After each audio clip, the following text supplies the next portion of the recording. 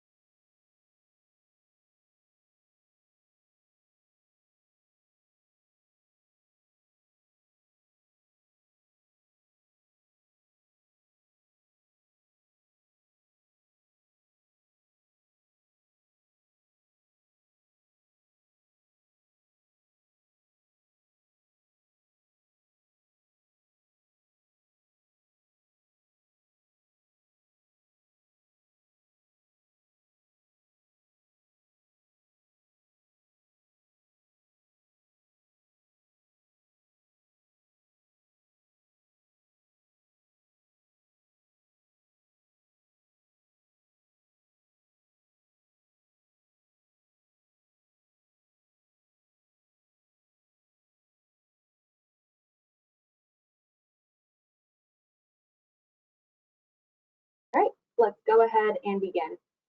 Hi, everyone. Thank you for joining today's webinar. This is the third of our WIFM and Genova Firms joint webinar series for the cannabis sector, Planting the Seed, How to Overcome the Financial, Legal, and Other Weeds to Become a Winner. Today's program will focus on real estate and local challenges in the cannabis industry. Our presenters are Jennifer Mazway of Genova Burns and Ashley Kettler of WIFM. Before we begin, I have a few notes. Today's materials can be found in the toolbar on the right of your screen. Also, at the bottom of the toolbar, you will see a question box. Feel free to send us your questions during the presentation. We will do our best to address them at the end. Once the webinar is over, there will be a pop-up asking to complete a survey of today's webinar. Please take a moment to complete it. It is our way of being able to provide you with the best and most relevant programs possible. With that, I will turn it over to Jennifer. Thank you. Well, welcome everybody. Good afternoon. Happy to be here today with Ashley to present a program related to real estate and local challenges in the cannabis industry. Talk a little bit about today's agenda. We're going to touch on a few different items related to real estate. First being the location considerations, another being local and state development and zoning ordinances, site control issues related to applicants for licenses, real estate investment trust for financing, and we're going to also touch on the Safe Banking Act and development and opportunity zones as well. And we can go to the next slide, please. Before we get to location considerations, I guess I'll take a quick step back just to orient everybody to what we are talking about. So New Jersey passed the New Jersey Cannabis Regulatory Enforcement Assistance and Marketplace Modernization Act, which decriminalizes the possession and use of cannabis for adults 21 years or older, and provides for a licensing structure that for the manufacture, distribution, et cetera, including retail of cannabis industry in New Jersey. And there are a lot of different aspects of the law, many of which we're not going to touch on today. I think what we really want to center on today are some of the specific real estate issues that are come from that legalization, that ability to license and ultimately run a cannabis business in New Jersey for adult use or recreational use, as it's sometimes called. So first thing I want to talk about today is location considerations. So if we could go to the next slide. So location, location, location. It's the first rule of real estate. We want to talk about a couple of things here. One is the suitability of the site. So as you're looking for a site, or if you have a site in mind, some of the things you want to consider is, does the site suit the needs for the proposed license? And again, just kind of taking a quick step back, the new statute allows for 6 different types of licenses, and they may, based on which license you are actively seeking, have different site needs. So the 6 licenses are the cultivator license, the manufacturer license, the wholesale license, distributor license, delivery license, and the retailer license. And again, you can tell just from the types of licenses and uses that we're talking about that they may have different needs. For instance, a cultivator or a manufacturer will likely need a larger warehouse type facility or industrial site to allow for the activities that would go on under such a license. On the other hand, a retailer is not going to need that type of site. They might be more willing to go into or more apt to go into a storefront or a smaller retail facility, something that doesn't require a large amount of space, and it might be in a different part of town. And we're going to talk, I think I'm going to center much of my comments today on that part of town, that part of the community where you're going to locate. But site suitability from a specific site perspective is also important. The delivery, for instance, a delivery license, you're going to need a place to have vehicles that are going to be able to assist you in effectuating your license. So you're going to need parking. You're going to need places that trucks or cars can come and go from. You might not need a large amount of warehouse space or industrial space for that, but you're going to need an area that allows you to park a significant amount of cars. So in that way, site suitability, those are some of the things you need to be looking at.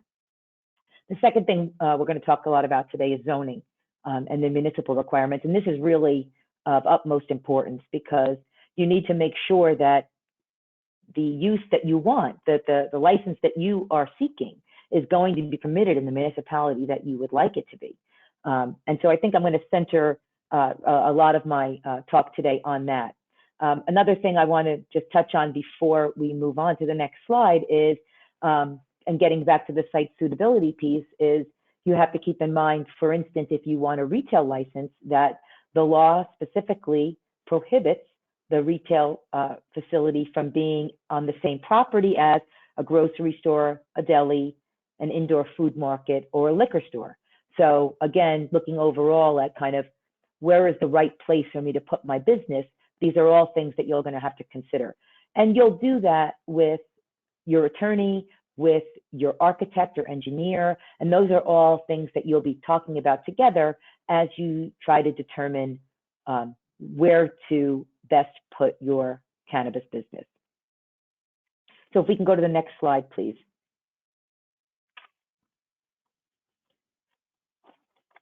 And we can go one more. So let's talk about local and state ordinances.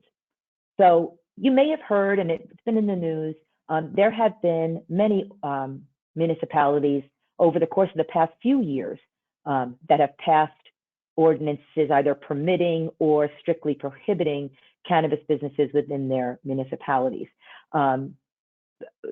The law that we currently have and the referendum that was passed in November of 2020 were all foreshadowed for a number of years by the governor, including during his initial campaign to be elected as the governor. Legalizing cannabis had always been on the agenda. So you saw municipalities acting really over the course of the last 3 years. However, what's important to know if you are a municipal attorney or a municipal official is that any ordinance that was passed prior to the statute is null and void. It will not protect your municipality in the event you want to control or prohibit those areas where cannabis businesses are permitted. So the law gives 180 days to all municipalities in the state, and there are over 500, to pass new ordinances regarding cannabis-related businesses. That means they have until August 21st to pass such ordinances. What happens if they don't? So if a municipality chooses not to or neglects to pass an ordinance that controls the where or if cannabis-related businesses are permitted in its borders, then it is presumed to allow cultivation, manufacturing, wholesale, distribution, and delivery centers within all industrial zones within the municipality. In addition, if they, again, this is if they take no action, all retail establishments would be conditional uses in all commercial or retail zones. So this is important because this really is, this is important for municipalities to take this seriously. And I'm going to go through a couple of the communities that we know have already acted or are kind of in the queue to act, because it's important to maintain that control. Because if they don't act, as I said, they're presumed to allow such uses for a period of 5 years. So if by August 21st, Town X has not passed an ordinance either regulating or prohibiting cannabis business, then it's presumed that as a permitted use in all of those industrial zones, and the retail aspect is permitted as a conditional use in its commercial or retail zones. So what we know so far, there have been some communities that have come out in full support and know that they want to take advantage of and regulate the use of cannabis business in their communities. Bayonne, most recently in March, passed their ordinance that will permit 2 retailers in the community, 1 cultivation facility and 1 processing facility.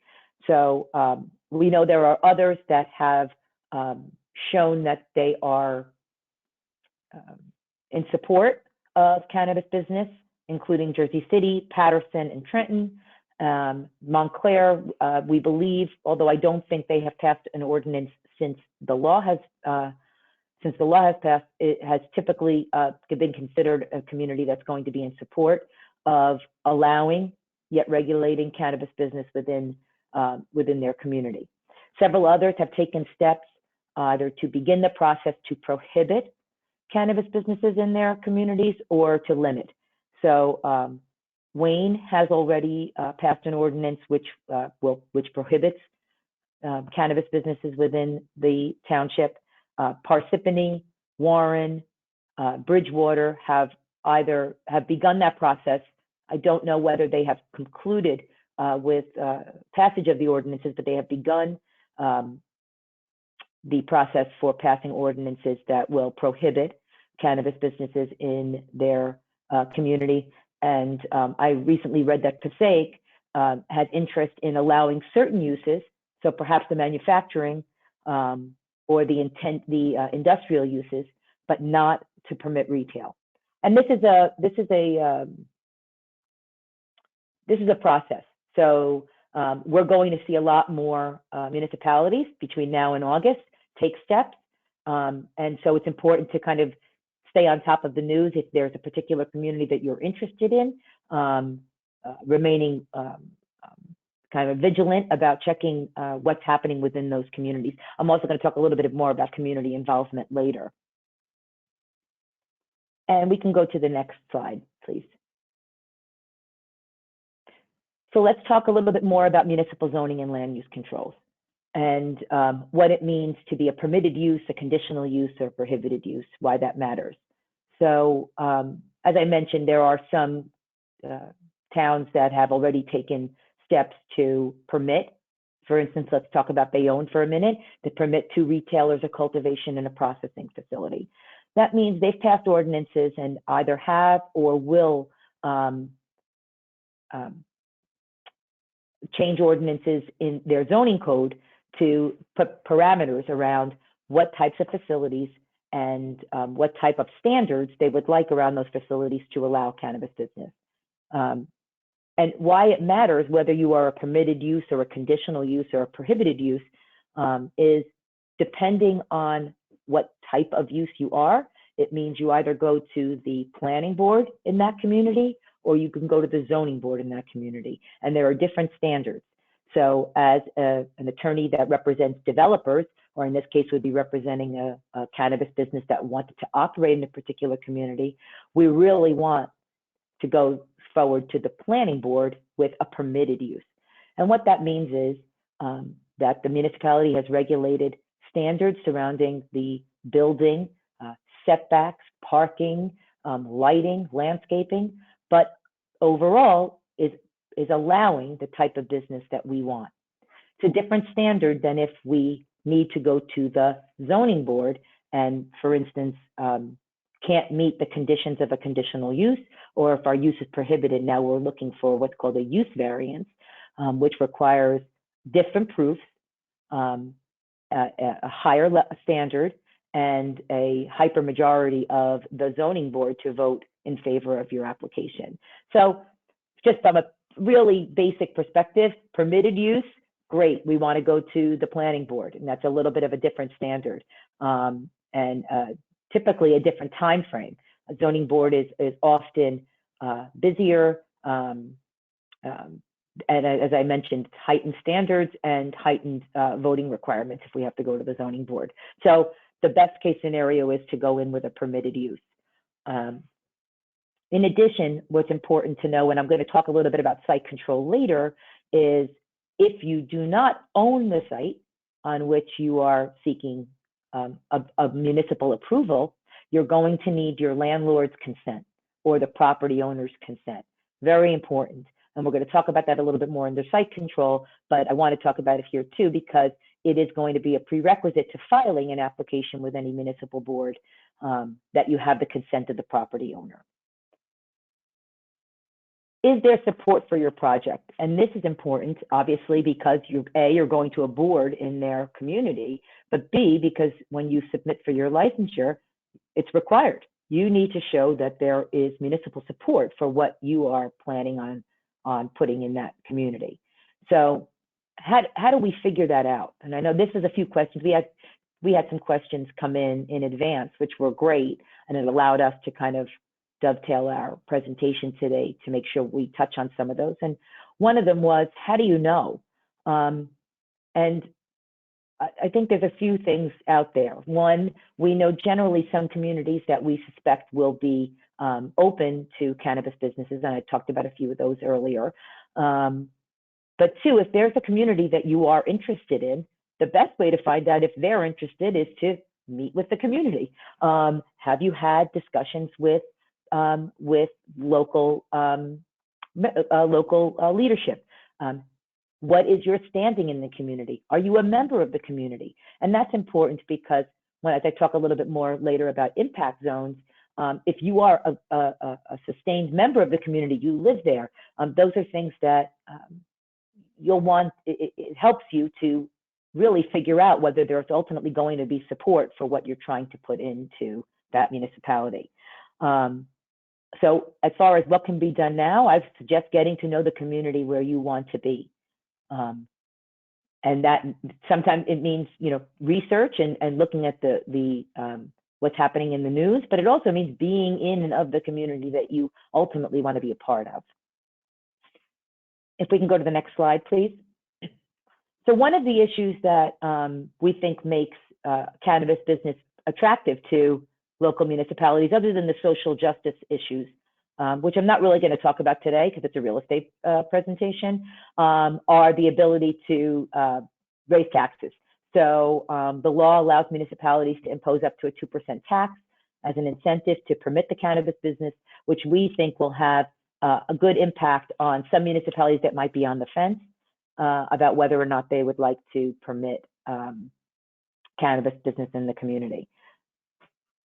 Now, there's no regulations yet, and this really goes to, I think, why we're going to see a lot of no's between now and August 21st. I think we're going to have more municipalities say no in the immediate future to cannabis businesses because they want to see how the regulations are going to play out, and they want to kind of wade in slowly. So the 6-month deadline that we talked about a little bit earlier is important because many communities take longer than that. These are big planning decisions that they're making, so they're taking longer than that. And so rather than simply jump in with 2 feet, they want to take a wait and see approach. And the nice thing for those municipalities that said no in the forefront, or that will say no in the next few months, is that they can turn around and say yes at a later date. Now, if they say yes they're in for the full 5 years. But if they say no, they can later on opt in as a yes. So we think as the regulations come to be, and as municipalities are educating themselves, and some of that education comes from businesses that want to come into the community, we'll see more of those no's become yeses. But that's going to take a little bit of time, and it may not be done by August 21st. But the taxes are going to be a really nice incentive for those municipalities to say yes. Okay, we can go to the next slide, please. Okay, so we want to talk a few minutes about impact zones and what those are. Impact zones are certain communities that are defined they're defined communities within the law. They have a population of 120,000 or more. They rank in the top 40% of municipalities for cannabis-related offenses. They have a high crime index rate or a high annual unemployment rate. And there are a few other criteria that might help to put a municipality define them as an impact zone. Why is that important? Because applicants that are planning on identifying a site or that are planning on applying for a license at a site that is within an impact zone will get priority in the licensure process. So some of the areas of priority, some of those areas of impact zones, were some particular impact zones, are Newark, Orange, Atlantic City, Bridgeton, Camden, Trenton. There are others, but there's not really an exhaustive list available at this point. Although you can look at the statute's definitions and determine whether or not the municipality you're interested is an impact zone. But it gives you a boost in the licensing process because the law allows for it to have prioritization. So if you are in an impact zone when you apply for your license, now you want to look at some of the other factors that go into prioritizing within those impact zones. So some of the factors that get considered when you put in your license in an impact zone is whether you are going to commit to employing a certain number of people from that community. And again, if you think about where impact zones come from and how they were defined, these were communities that have high unemployment rates. They've rated high on the crime index and have had a significant amount of cannabis-related crime. So it makes sense that you now, as part of the eradication of these issues, if you're planning on employing people from the community, great, and that's going to kind of give you a leg up. Also, are you from the community? Have you lived there for a period of 3 or more years? Great, then again, that's going to give you an extra boost in that licensure process. And again, these are to assist communities that have been adversely affected by the illegality of cannabis in the past. And so these make common sense when you think about them. We can go to the next slide, please. Okay, and then let's talk quickly about drug-free zones.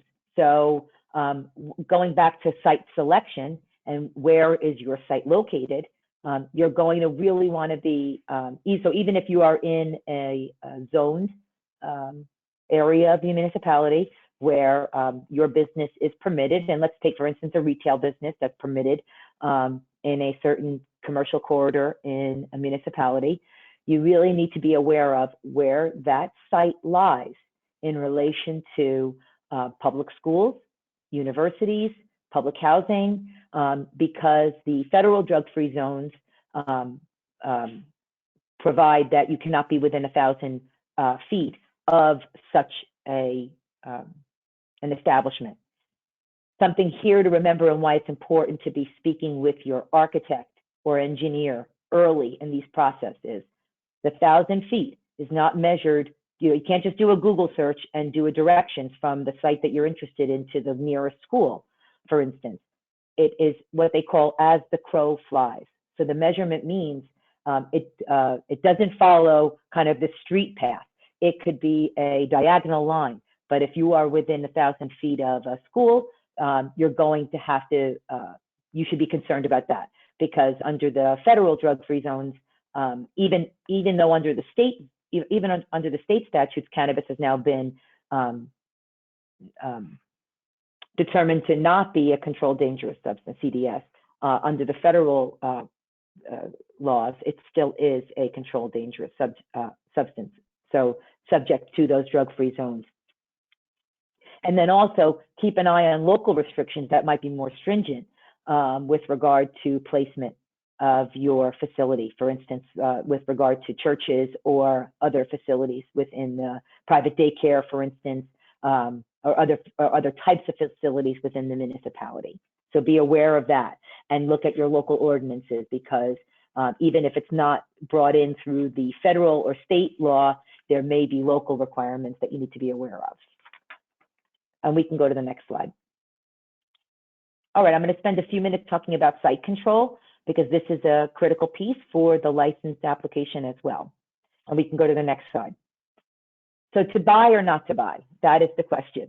Although it doesn't have to be the question, because you don't need to be the owner in fee simple in order to apply for the license, but you must demonstrate site control. And by the time your application is approved, you must have site control, or you have to have a closing. So what do we need to show?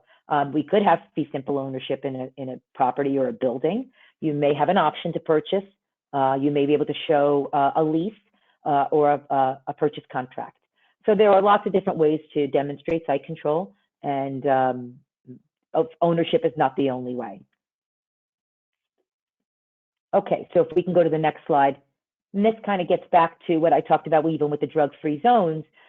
Cannabis remains a Schedule I drug under the Federal Controlled Substance Act, so it may create issues with regard to property as it relates to property and commercial liability insurance, although this is a burgeoning business for insurers.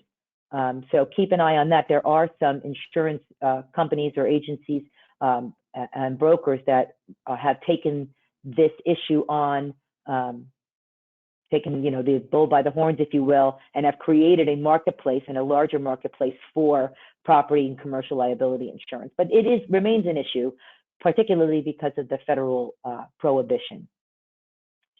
Title insurance, which could also become an issue.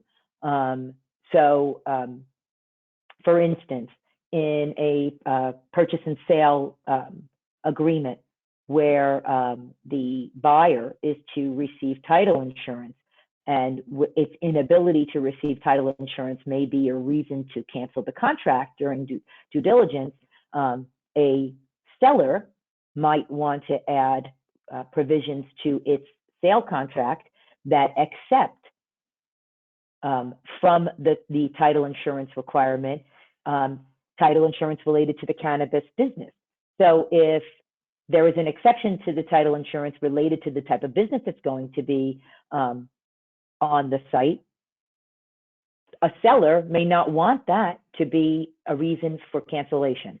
So they might be looking to put in a specific exclusion to that as a cancelable event. Also, financing restrictions, and Ashley's going to talk a lot more about that.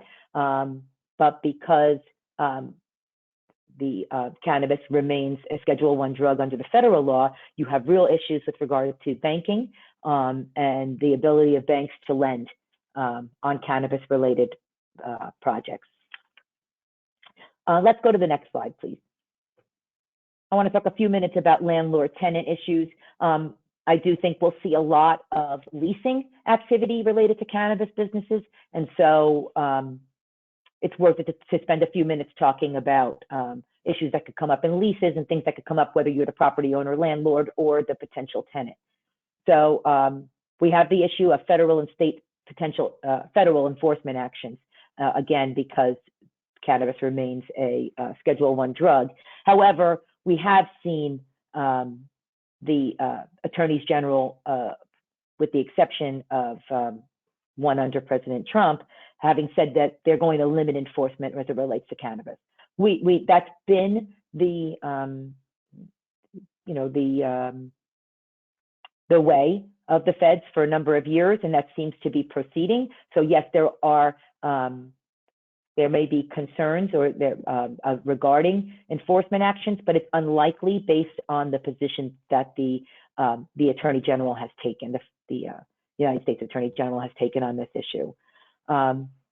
Secondly, permitting cannabis-related businesses under any of the licenses we've talked about may deem the property owner ineligible for state or local incentives. So if you are the property owner, you need to be saying to yourself, what do I have any incentives on this property? Have I received a Grow New Jersey grant because of a different tenant that may be in the building? Have I received a former BEEP grant because of a tenant that's been in the building? What impact will allowing a cannabis business into the building have on those existing incentives? Also, will a lease with a cannabis tenant mean a landlord default? Really critical here, if you are the landlord, you have to be thinking about what, if any, do you have a mortgage on the property? What, if any, covenants did I make in my mortgage? Are there representations? Are there warranties in those mortgage documents that I would inadvertently run afoul of by allowing a cannabis business in the building? Also, if you are a multi-tenanted building, or for instance, a strip mall that may want to bring in a cannabis retail into its strip mall. What are my reps and warranties related to the other tenants? Do I have a smoke shop? And then I've told them that I wouldn't have another type of competing business in the same space. Do I have an agreement to not permit certain, again, what I'll call illegal uses, whereas, talking again about the federal law, as cannabis remains a Schedule I drug. So please look at your documents that you have with your mortgage company, your bank, and B, your other tenants, to make sure that you're not doing something with a cannabis-related tenant that will impact your other existing leases or documents. And we can proceed to the next slide.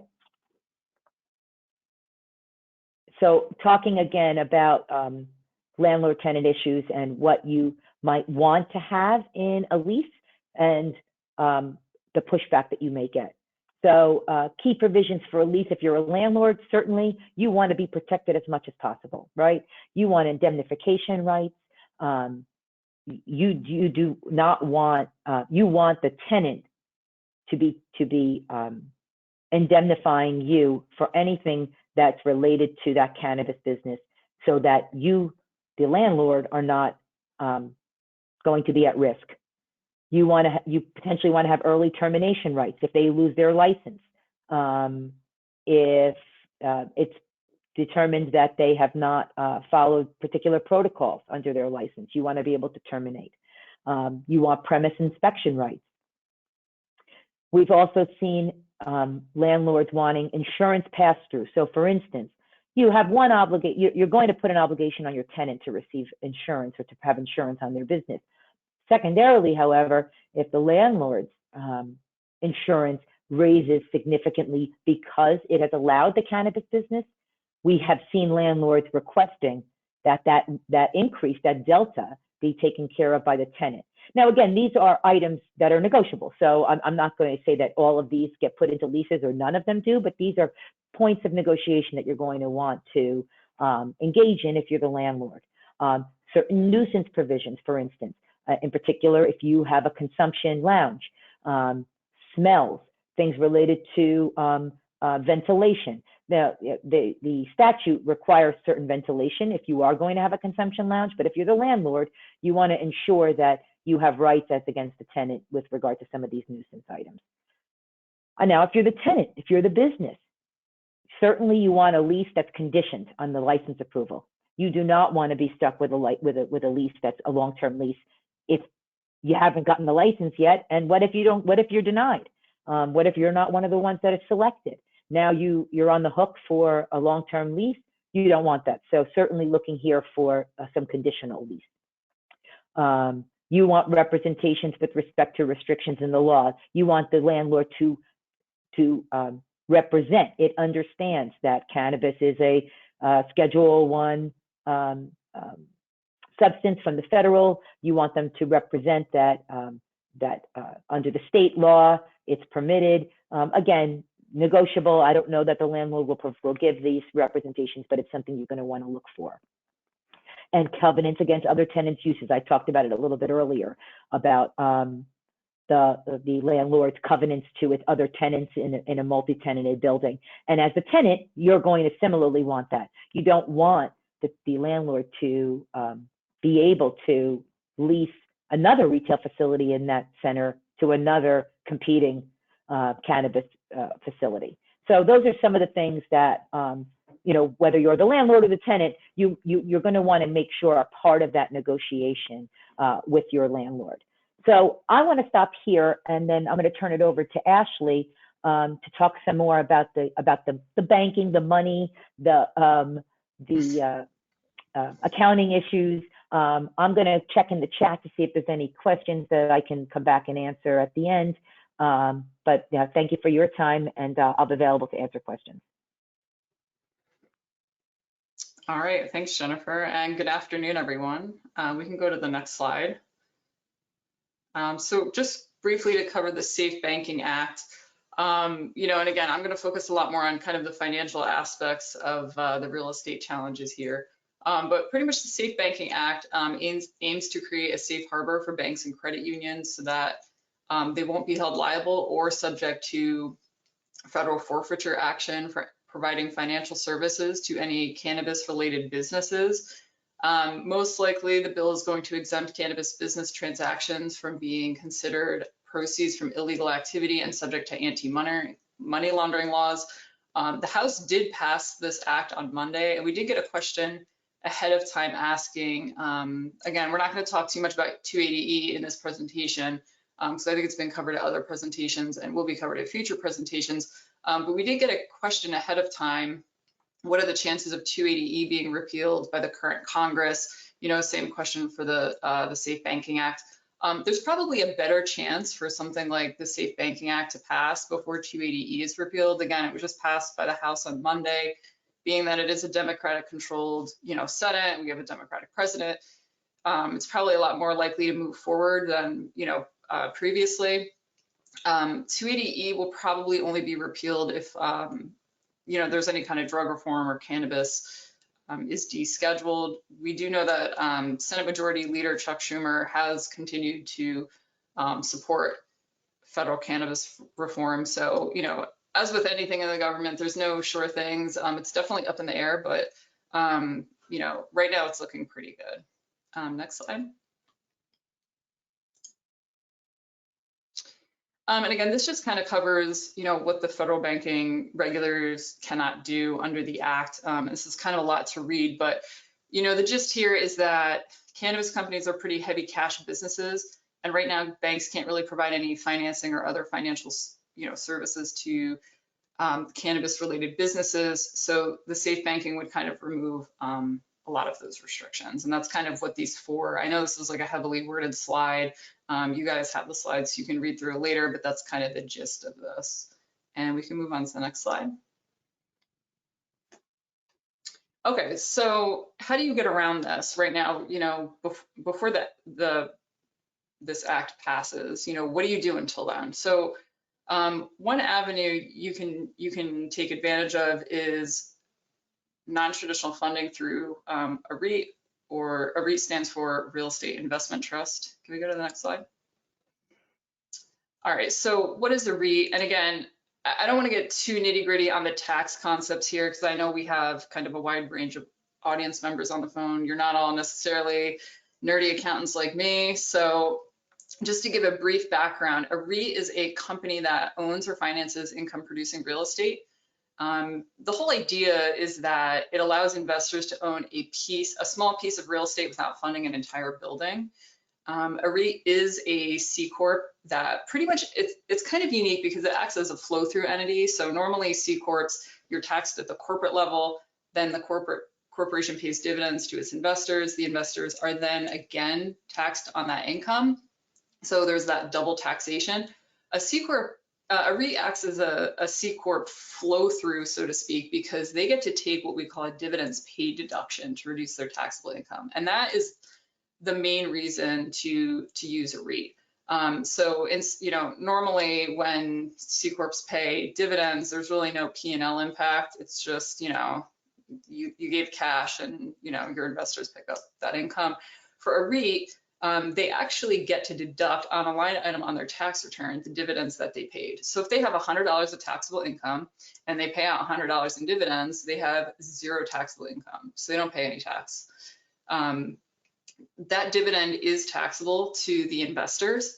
And REITs are, from the investor standpoint, are a really good investment strategy because they typically do pay out all of their taxable income as dividends to shareholders. So it's really good, steady, passive income to those shareholders.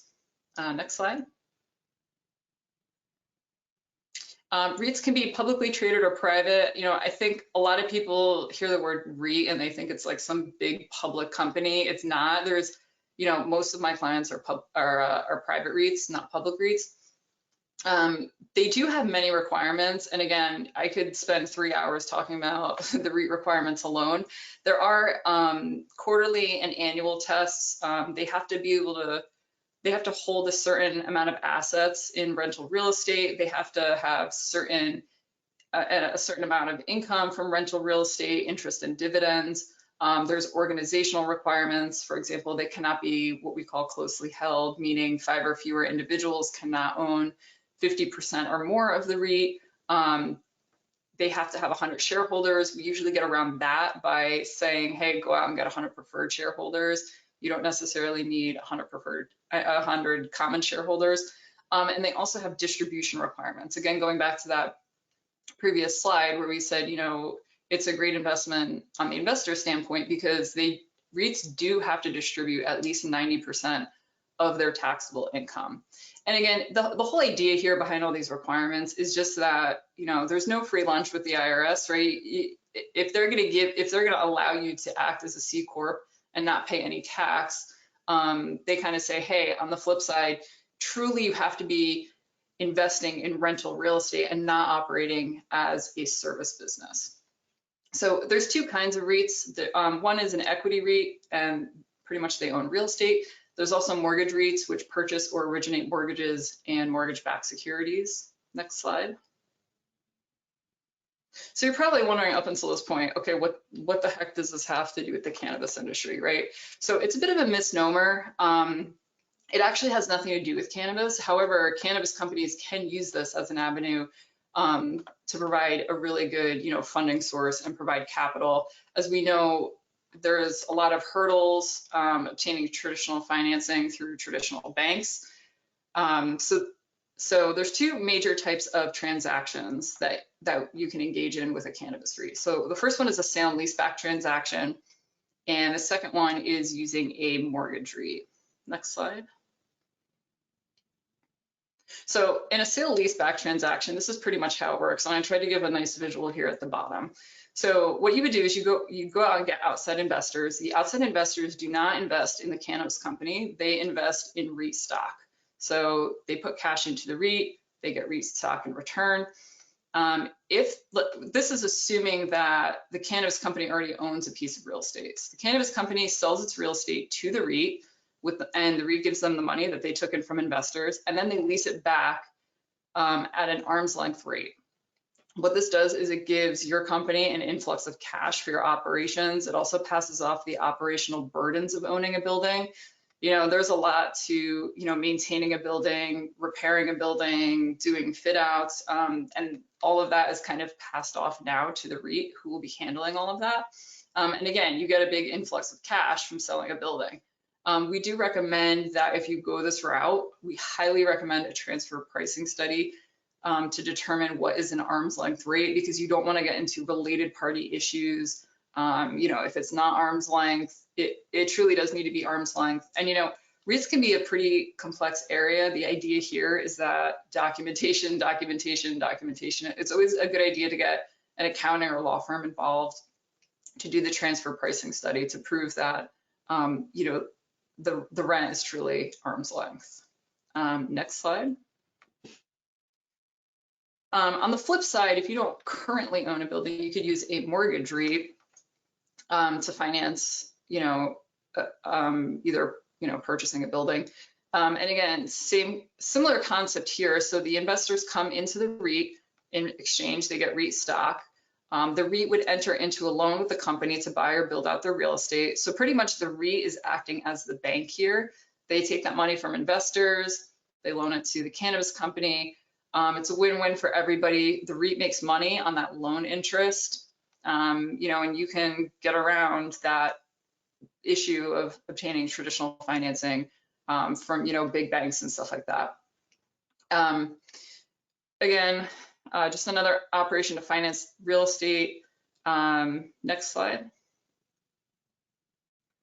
Some potential considerations. I mean, you know, there are some downfalls. There's benefits and, you know, pros and cons to everything. Some downfalls, you know, first, in the case of a sale leaseback transaction, unless you're buying a building and then setting up the REIT later and then selling the REIT, you know, selling the building to the REIT, depending on how much time has passed, if that real estate has appreciated a lot, you might be facing a potential gain on the sale. You know, so that's just one thing to kind of keep in mind. You could be facing a loss on that sale as well. Just, you know, the whole concept of setting up and maintaining a REIT, again, they can be super complex. Definitely recommend engaging a qualified lawyer or accountant to help set up the REIT, do the quarterly testing, the annual testing. Again, documentation is super important. Get the, you know, if you're doing the sale leaseback transaction, definitely get the transfer pricing study done. There are definitely companies out there who will also go out and get you REIT shareholders and help you with maintaining a REIT. So it's not something that you have to take on all on your own, but, you know, the idea is get a lot of experts in your corner to help you set up and maintain these things. It can be beneficial for foreign and tax exempt investors. And one good thing here with COVID is that foreign investment in US real estate is through the roof right now. Foreign investors are really taking advantage of the market. How do foreign and tax exempt investors benefit from investing in a REIT? Tax exempt investors are not taxed on what we call UBTI or unrelated business taxable income, pretty much meaning if it's not related to whatever their tax exempt business is, let's say like a public university is a tax exempt investor. Let's say they go out and invest in rental real estate. Well, that has nothing to do with their status as a public university. If they get a K-1 from a partnership, they're taxed on that rental income. If they're getting, you know, if they're getting dividends from a corporation, that's not unrelated business taxable income, and therefore they're not actually taxed on that. So tax exempt investors love investing in REITs because they get around paying tax. Similar concept for foreign investors. It's a little bit more tricky with that. You know, them getting subject to what we call FIRPTA, the Foreign Investment in Real Property Tax Act. Anytime a foreign investor invests directly in a US real property interest, they are, you know, let's say again, they get a K-1 from a partnership with rental income. That's considered effectively connected income with a US trade or business. Now they get sucked into the US tax regime. They have to pay tax. They have to file a US tax return. So very tax savvy foreign investors do not ever, hardly ever invest in real estate through a partnership because it's just not beneficial for them. If they invest through a REIT, it's kind of the same thing with the tax exempt investors, right? They're just getting dividends. You still have to withhold on them.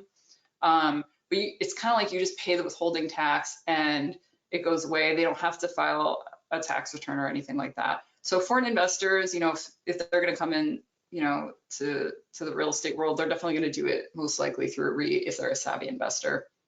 And again, REITs have a very long-standing history as steady investment vehicles for investors. So, you know, again, I know we're kind of focusing a lot on the real estate side and like, okay, well, what does this have to do with, you know, a cannabis company? But again, you could use these things to, you know, to try to get cash for your business for other things. And from the investor standpoint, again, they're not necessarily investing directly in a cannabis company. They're more investing in real estate, which is good for them, like I said, because they do have, it's a very steady investment vehicle for these investors. Next slide. All right, we're going to I'm going to spend a couple minutes on this and just kind of compare and contrast REITs with qualified opportunity zones. We did get a question about this ahead of time, so we just kind of wanted to cover this. Next slide.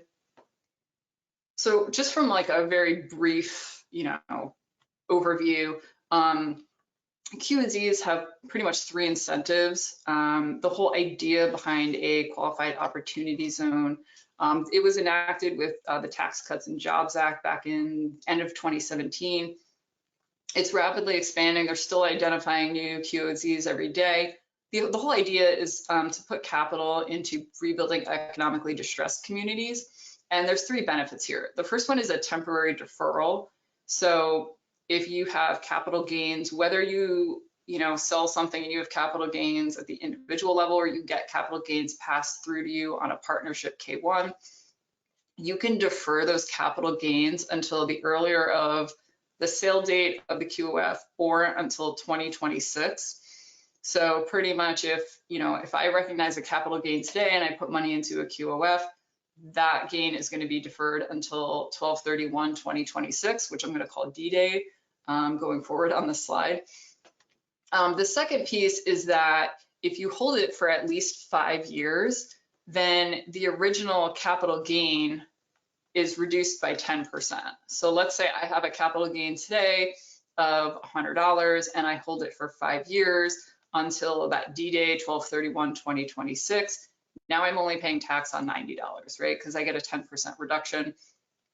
There was another 5% reduction, but you would have had to invest by 12/31/2019, so it's kind of a moot point now. And finally, and probably the biggest advantage, is that any capital gains on the investment in the QOZ accrue tax-free as long as you hold them for at least 10 years. So let's say I invest in a QOZ today, and it's worth, let's say it's $1 million, and it appreciates 10 years from now to $10 million. That $9 million that it appreciated when I go to sell it 10 years from now, as long as I held it 10 years, that money is all tax-free. So that's a huge benefit. Next slide. Okay, similar to REITs, there's tons of testing requirements with QOZs and QOFs, and I mean, again, I can do like a whole, and I have done like whole presentations on this, but we just kind of wanted to focus on the main things here, because I kind of want to get to what is a SIN business when it relates to QOZBs and QOFs. So there's a lot of different terms on here. We generally recommend a tiered structure, and the reason for that is investors come in order to get those benefits that I mentioned on the earlier slide. Investors need to come into a qualified opportunity fund.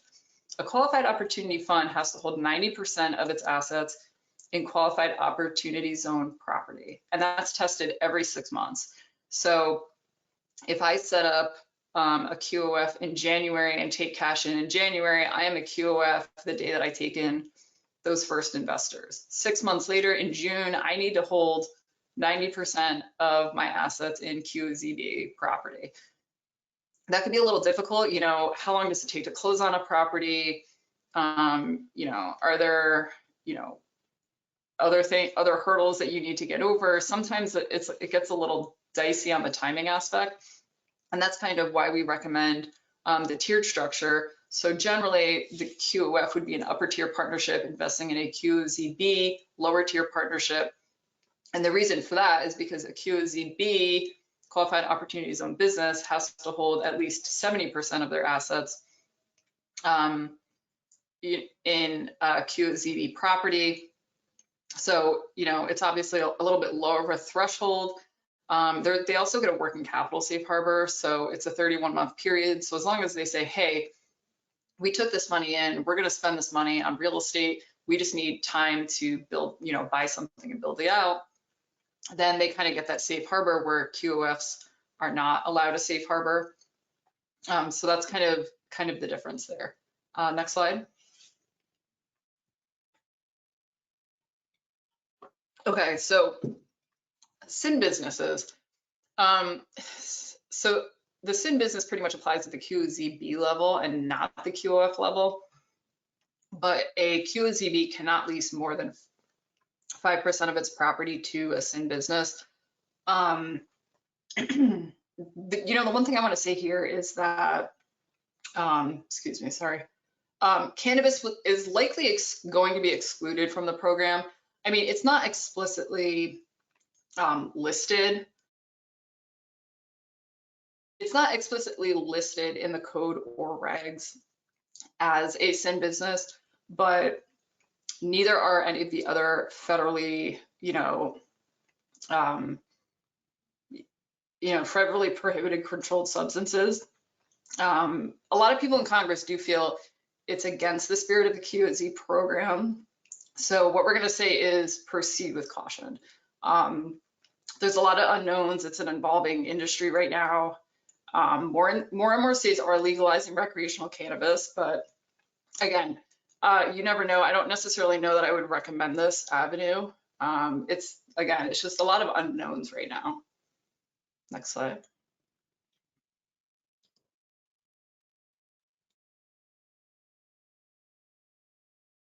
Just real quick, before we proceed to our questions portion, our next cannabis webinar in this series will be on May 13th, and registration will open shortly.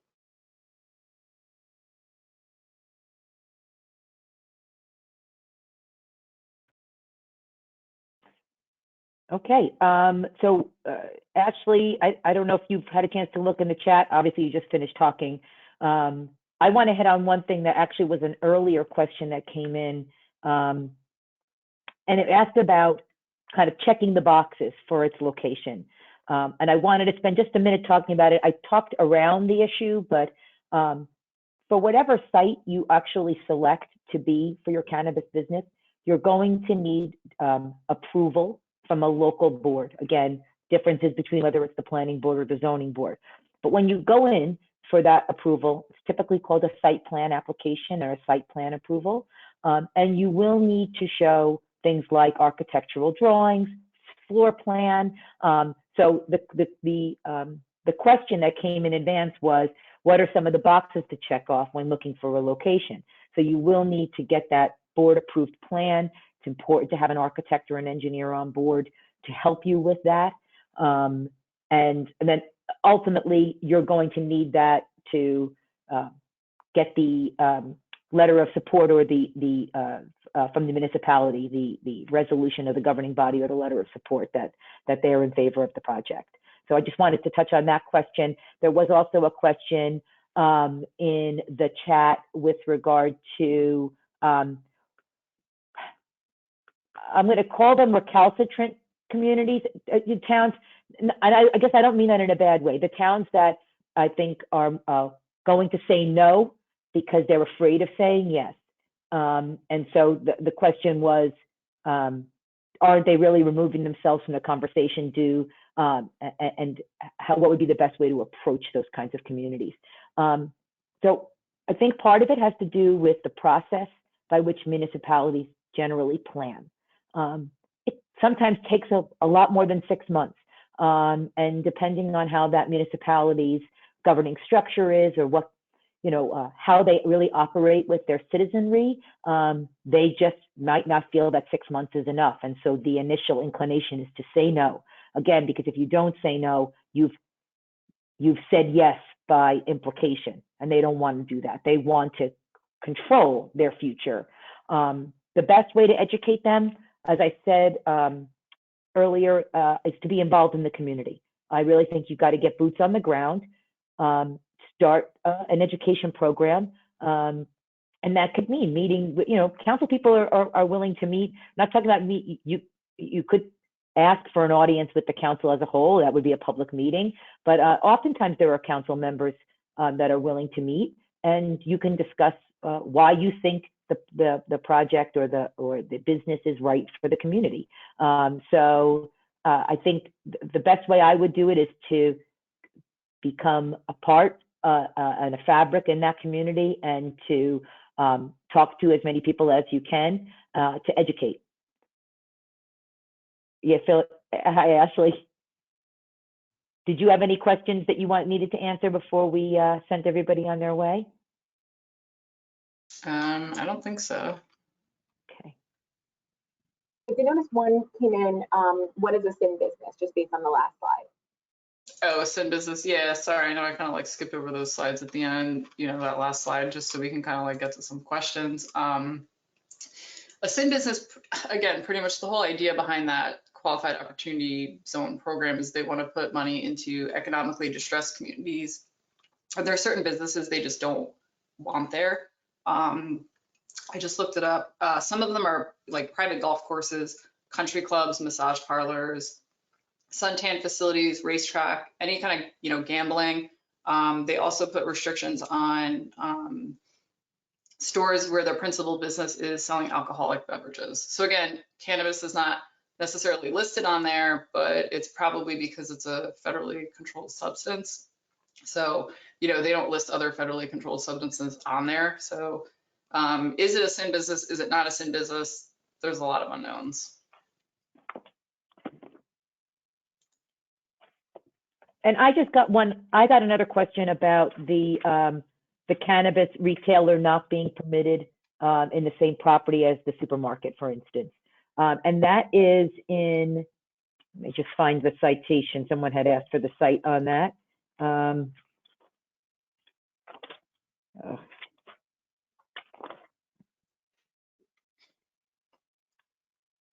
Well, I will get that person the site.